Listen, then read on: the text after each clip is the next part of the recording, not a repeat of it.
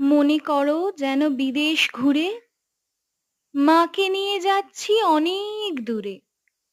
তুমি যাচ্ছ পালকিতে মা চড়ে, দরজা দুটো একটুকু ফাঁক করে।